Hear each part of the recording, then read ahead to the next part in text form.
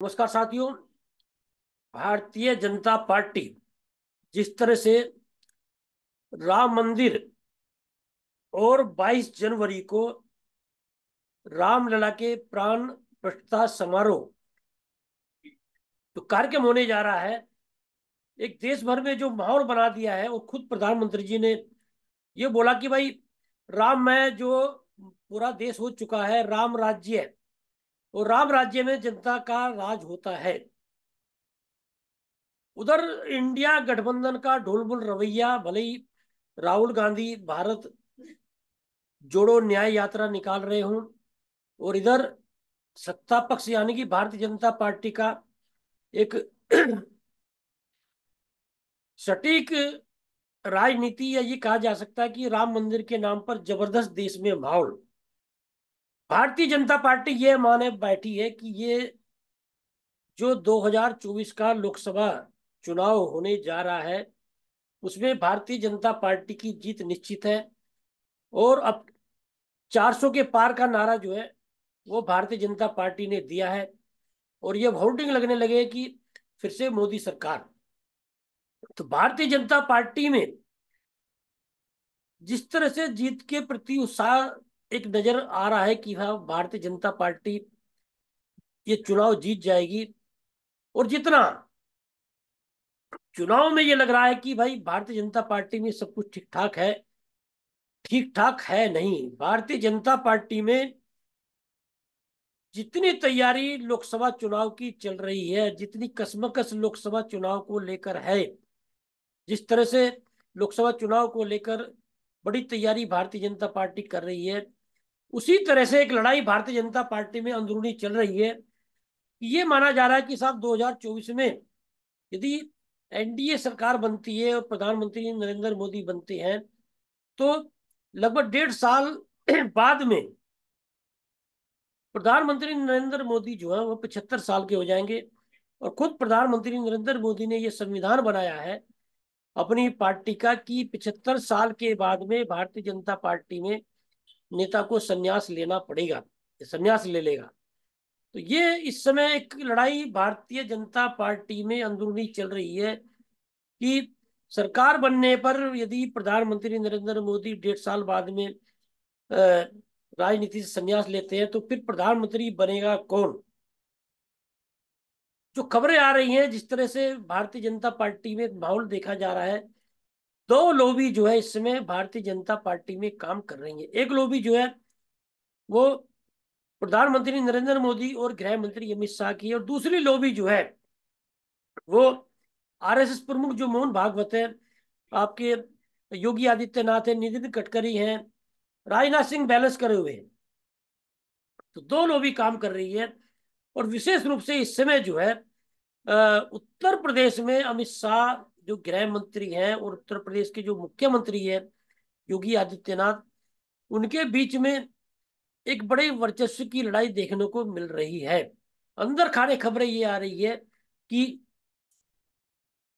इन लोकसभा चुनाव में योगी आदित्यनाथ को लोकसभा चुनाव लड़वाया जाएगा, और बहुत विश्वसनीय प्रधानमंत्री नरेंद्र मोदी के सांसद हैं महाराजगंज के पंकज चौधरी, उन्हें उत्तर प्रदेश का मुख्यमंत्री बनाया जा सकता है। लेकिन बड़ी ये लड़ाई नहीं, लड़ाई प्रधानमंत्री पद को लेकर है। आरएसएस और जो हिंदू संगठन है भारतीय जनता पार्टी में अंदरूनी, प्रधानमंत्री नरेंद्र मोदी के बाद में योगी आदित्यनाथ को प्रधानमंत्री पद के चेहरे के रूप में देखा जा रहा है। लेकिन प्रधानमंत्री नरेंद्र मोदी और गृह मंत्री अमित शाह, मोदी के बाद में अमित शाह को वो प्रधानमंत्री के रूप में देखना चाहते हैं। और उत्तर प्रदेश में पिछले दिनों जब आपने देखा होगा कि दारा सिंह चौहान घोसी उपचुनाव लड़ा गया विधानसभा का, और दारा सिंह चुनाव हार गए, तो ये कहा जा रहा था कि ओम प्रकाश राजभर जो है वो गृह मंत्री अमित शाह से दारा सिंह चौहान का टिकट ले आए थे, और सहमति नहीं थी योगी आदित्यनाथ की, उत्तर प्रदेश के मुख्यमंत्री की। और इस वजह से दारा सिंह चौहान को वो चुनाव हारना पड़ा। ये कहा जा सकता है कि योगी आदित्यनाथ की नाराजगी का जो है खामियाजा दारा सिंह चौहान को भुगतना पड़ा। और अब जो खबर ये है कि विधान परिषद में जो उपचुनाव है उसमें दारा सिंह का नाम है, दारा सिंह चौहान का नाम है। तो ये कहा जा सकता है कि योगी आदित्यनाथ को एहसास कराने के लिए गृह मंत्री अमित शाह ने विधान परिषद के लिए दारा सिंह चौहान को जो है चुनाव लड़ाया जा रहा है। और केंद्र सरकार से ये मैसेज उत्तर प्रदेश में आया है कि केंद्रीय समिति ने दारा सिंह चौहान को चुनाव लड़ाने का विधान परिषद में निर्णय लिया है। तो ये मैसेज दिया जा रहा है कि गृह मंत्री अमित शाह ने ये संदेश देने की कोशिश की है उत्तर प्रदेश के मुख्यमंत्री योगी आदित्यनाथ को कि देखो, भले ही दारा सिंह चौहान चुनाव हार गए हों घोसी उपचुनाव में, लेकिन हम विधान परिषद में भेजेंगे। और ये भी तय माना जा रहा है कि दारा सिंह चौहान को योगी की कैबिनेट में भी जगह मिलेगी। तो उत्तर प्रदेश में ये जो वर्चस्व की लड़ाई चल रही है, और पिछले दिनों आपने देखा होगा जिस तरह से दिल्ली जंतर मंतर पर भारतीय जनता पार्टी के सांसद तत्कालीन कुश्ती फेडरेशन के अध्यक्ष ब्रजभूषण शरण सिंह पर यौन शोषण का आरोप लगाकर विनेश फोगाट, साक्षी मलिक और बजरंग पूनिया की अगुवाई में पहलवानों ने जो आंदोलन किया, उसमें गृह मंत्री अमित शाह और प्रधानमंत्री नरेंद्र मोदी दोनों ब्रजभूषण शरण सिंह का पक्ष लेते हुए दिखाई दिए। लेकिन योगी आदित्यनाथ और मोहन भागवत जो है वो ब्रजभूषण शरण सिंह के बचाव के पक्ष में नहीं थे। और यही वजह रही, जब ब्रजभूषण शरण सिंह ने अयोध्या में संतों की रैली करनी चाहिए तो योगी आदित्यनाथ ने उस रैली की परमिशन ब्रजभूषण शरण सिंह को नहीं दी। और योगी और मोदी अमित शाह के बीच में ये जो कसमकस है, कटाक्ष जो विवाद है, वो समय समय पर जो वो सतह पर आता रहता है। जब अरविंद सिंह शर्मा को, आईएएस कैडर के जो अरविंद सिंह शर्मा है, जब उत्तर प्रदेश में लाया गया तो ये माना जा रहा था कि भाई उत्तर योगी आदित्यनाथ की निगरानी के लिए अरविंद शर्मा को लाया जा रहा है। और उस समय खबर ये आई थी कि योगी आदित्यनाथ ने जब पूछा तो कहा कि साहब हम जो है योगी सरकार को जो है वो कामकाज देखेंगे। तो योगी आदित्यनाथ ने अंदर खानी खबर ये थी, वो अरविंद शर्मा को जवाब दिया कि पहले वाराणसी जाकर देखिए, मतलब वाराणसी प्रधानमंत्री नरेंद्र मोदी का संसदीय क्षेत्र।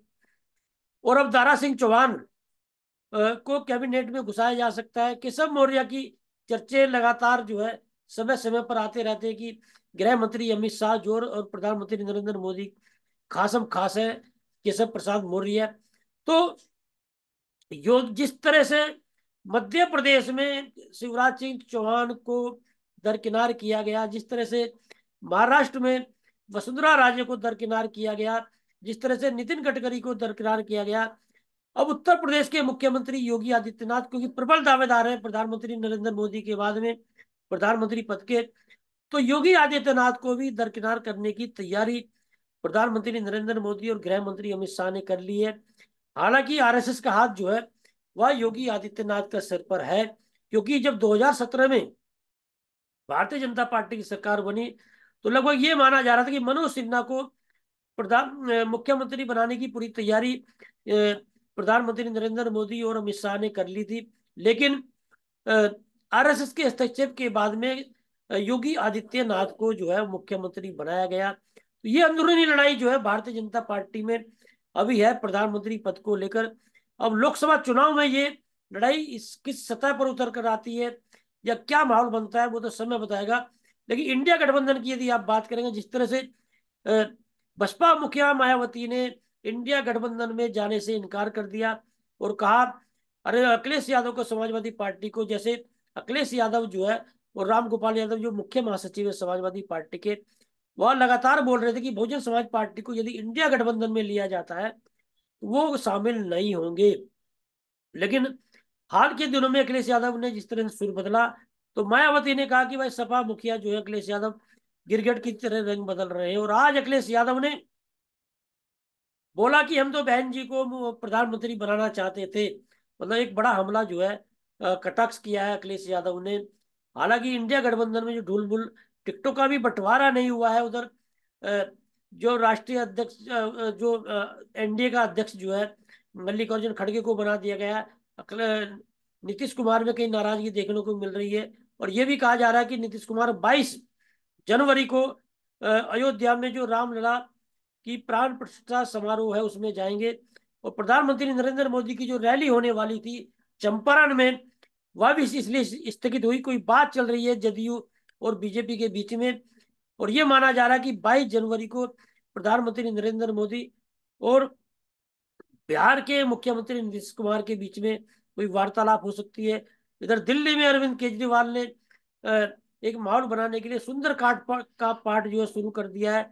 उधर ममता बनर्जी और कांग्रेस में सीटों के बंटवारे को लेकर अभी जो है कुछ के परिणाम जो है सामने निकल कर नहीं आए। महाराष्ट्र में भी ये बातें देखने को मिल रही है। उधर इंडिया गठबंधन की ढुलमुल राजनीति और इधर भारतीय जनता पार्टी की राम मंदिर के नाम पर जबरदस्त माहौल बनाना, तो ये कहा जा सकता है कि अभी पड़ला जो है वो एनडीए का भारी है, भारतीय जनता पार्टी का भारी है। और यही वजह है कि 2024 में भारतीय जनता पार्टी अपनी सरकार माने बैठी है, लेकिन सीटों को लेकर वो 2000 अ, वो 1984 का जो है वो रिकॉर्ड तोड़ना चाहती है। 1984 में जब राजीव गांधी प्रधानमंत्री बने तो 404 सीटें आई थी कांग्रेस की। उन 404 सीटों का रिकॉर्ड तोड़ने की लक्ष्य जो है भारतीय जनता पार्टी ने रखा है। और वो लक्ष्य पूरा हो पाता नहीं हो पाता वह तो समय बताएगा। लेकिन ये जरूर कहा जा सकता है कि भारतीय जनता पार्टी में अंदरूनी रूप से जो है वो नरेंद्र मोदी के बाद में प्रधानमंत्री कौन बनेगा, ये लड़ाई जो है वो अंदर खाने बहुत तेजी से चल रही है। अब इस लड़ाई के वो कितनी सतह पर उभर कर आती है, इस लड़ाई के लोकसभा चुनाव में क्या देखने को मिलता है, या लोकसभा चुनाव के बाद में क्या समीकरण बनते हैं, वो तो समय बताएगा। लेकिन ये जरूर कहा जा सकता है कि इधर योगी आदित्यनाथ उधर अमित शाह दोनों जो है अपने अपने दांव चल रहे हैं। अब किसका दांव कहाँ पर किसके किस पर बैठता है, कहाँ कौन अपने को साबित करता है, ये तो समय बताएगा। लेकिन ये जरूर कहा जा सकता है कि अब जो है लोकसभा चुनाव को लेकर जो है वो पूरा गर्म माहौल है देश में। अब देखना ये कि आने वाले समय में चुनावी समर में ऊंट किस करवट बैठता है।